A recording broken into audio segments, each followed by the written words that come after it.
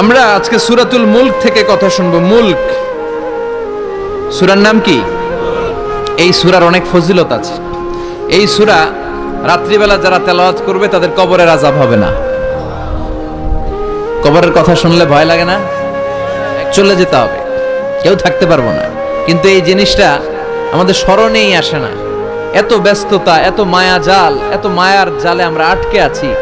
এত ব্যস্ত লাইফ, সকালবেলা অফিস, বিকেল বেলায় অমুক কাজ, তারপরে অমুক কাজ, একটার পর একটা কাজ চলতেই থাকে। এই ব্যস্ততার কারণে আমাদের জীবনটা সুপার বিজি লাইফ আমরা লিড করছি, আমাদের জন্য সময়ই নাই, কিন্তু চলে যেতে হবে।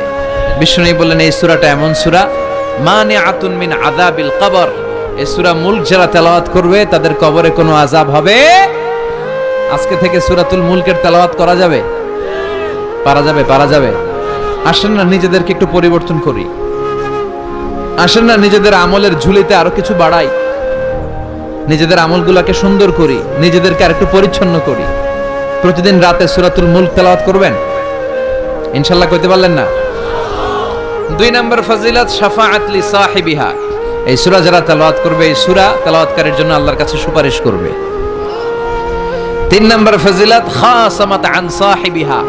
এই সূরাটা কিয়ামতের দিন এই সূরার তেলাওয়াতকারীর পক্ষে আল্লাহর সাথে তর্ক করবে, ডিবেট করবে। কতক্ষণ? হাত্তা আদখালাহুল্লাহুল জান্নাহ, যতক্ষণ না আল্লাহ তাআলা এই লোকটাকে জান্নাতি বলে ঘোষণা না দেয়। আল্লাহ যতক্ষণ অ্যানাউন্স করবে he is from paradise, he will enter the paradise, আমার এই বান্দা জান্নাতে ঢুকবে, এই সার্টিফিকেট দেওয়ার আগ পর্যন্ত এই সূরা সামনে দাঁড়ায় আল্লাহর সাথে তর্ক করতেই থাকবে। আবার বিষ্ণু বলেন মান ক্বারা বিহা ফি লাইলাতিন ফাকাদ আকসারা ওয়া আতাবা। রাত্রি বেলায় যেই ব্যক্তি এই সূরাটা তেলাওয়াত করবে তার রাত্রিটারে বরকতময় করে দিবে কে? এজন্য বিশ্বনবী বলতেন আমি চাই আমার প্রতিটা উম্মতের হৃদয়ে এই সূরাটা গাঁথা থাক। আমার নবী চাইতেন আমাদের অন্তরে যেন এই সূরাটা মুখস্থ থাকে। আমরা চাই না? 30টা মাত্র আয়াত। কয় আয়াত? সবাই বলেন কয় আয়াত? প্রতিদিন এক আয়াত মুখস্থ করলে আমাদের পুরো সূরাটা মুখস্থ করতে লাগবে কয়দিন?